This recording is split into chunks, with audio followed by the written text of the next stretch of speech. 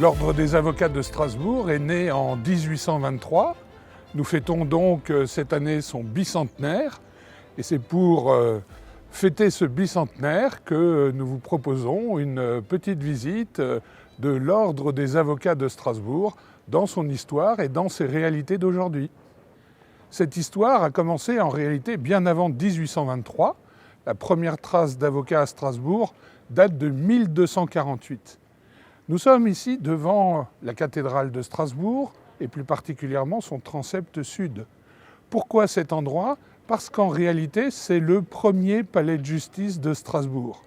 Au milieu du XIIIe siècle, l'évêque de Strasbourg est le seigneur et maître de la ville. C'est lui qui rend la justice et précisément il rend la justice ici, à l'ombre du roi Salomon et du Christ, qui sont les archétypes des sages, décideurs et juges. C'est à cette époque qu'on découvre pour la première fois la présence d'avocats à Strasbourg. En effet, en 1248, l'évêque de Strasbourg se dote de ce qu'on appelle une officialité épiscopale, c'est-à-dire un corps de juristes, juges délégués, greffiers et avocats qui vont l'aider à rendre la justice. La justice ne va pas être rendue très longtemps dans la cathédrale de Strasbourg, elle va se déporter de l'autre côté de la place au palais épiscopal. Le palais épiscopal, le palais Rohan, n'existe pas à cette époque-là, c'est plutôt une constellation d'une quinzaine de petits bâtiments.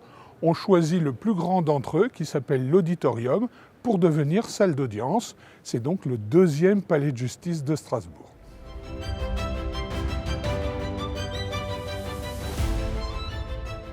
Nous sommes en 1262, la bataille d'Auersbergen vient d'avoir lieu.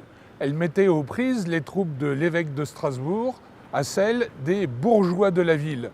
Les bourgeois voulaient avoir la possibilité de participer aux décisions concernant la ville. Ce sont les bourgeois qui ont gagné cette bataille et les conséquences sont très importantes puisque jusqu'en 1789, la ville de Strasbourg va désormais s'auto-administrer avec un maire élu et un conseil municipal.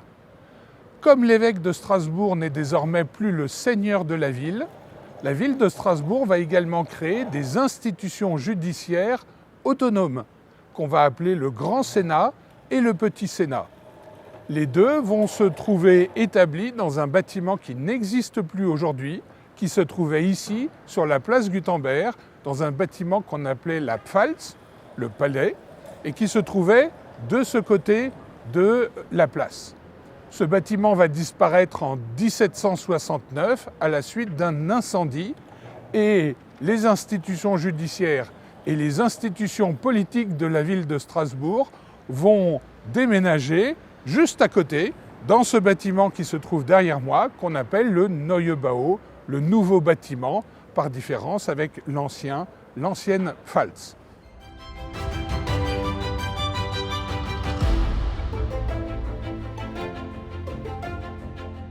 Nous sommes ici dans la cour intérieure du magnifique hôtel Léonore, que beaucoup ont connu comme étant l'ancien commissariat de police de Strasbourg. Mais auparavant, c'était également un palais de justice, le 5e palais de justice que la ville de Strasbourg a connu. On conserve sur la façade de ce bâtiment des traces de la vocation judiciaire de celui-ci. En levant les yeux, on aperçoit sur le chapiteau une balance de la justice tout à fait magnifique et qui a été conservée. Également sur les portes se trouve d'un côté la justice et d'autre côté la loi. À l'origine même, c'était le lieu où siégeait le tribunal révolutionnaire pendant cette terrible période de la terreur. La pièce qui se trouve juste derrière moi était précisément la salle d'audience de ce tribunal révolutionnaire. Pendant tout le XIXe siècle, ce bâtiment va servir de palais de justice pour les avocats et les magistrats de Strasbourg. Juste derrière ce bâtiment se trouvait l'ancienne prison de la rue du Fil, qui a été en activité jusqu'à la fin des années 1980, jusqu'à la construction de la prison de l'Elzo. C'est dans ce bâtiment que les avocats se rendent pendant tout le XIXe siècle pour venir plaider leurs affaires et les magistrats pour venir les écouter et rendre la justice. et ce jusqu'à la construction du nouveau palais de justice en 1898, ce palais de justice que nous connaissons tous aujourd'hui.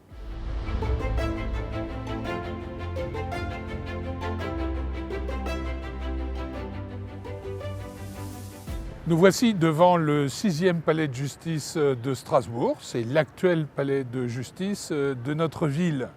Il a été inauguré le 19 septembre 1898.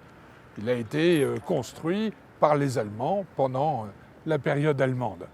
Il a été construit par M.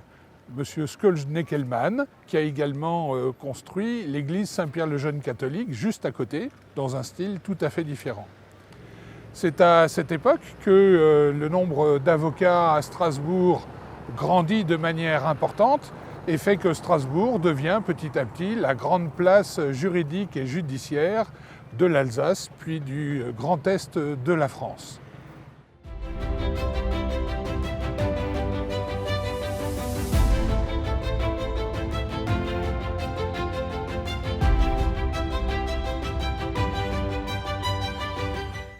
Nous voici dans la maison du barreau de Strasbourg, une maison que les avocats occupent à titre professionnel depuis 2014.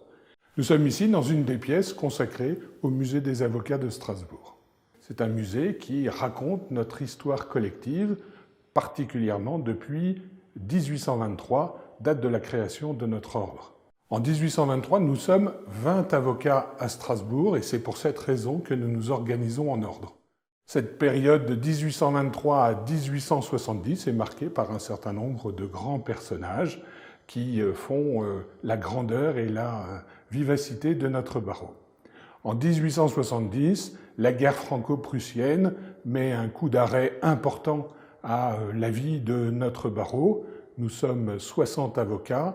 2 ans plus tard, nous ne sommes plus que 6 avocats. 90% des effectifs ont choisi de quitter l'Alsace et de rester français. Pendant cette période allemande, un certain nombre de grandes réalisations vont avoir lieu, notamment dans le domaine des constructions. C'est l'heure de la construction de notre palais de justice à Strasbourg, c'est l'heure de la construction de la grande cour d'appel de Colmar. En 1918, il y a 37 avocats à Strasbourg, et c'est à partir de cette époque que le barreau de Strasbourg va prendre un essor extrêmement important. En 1939, nous sommes 200 avocats.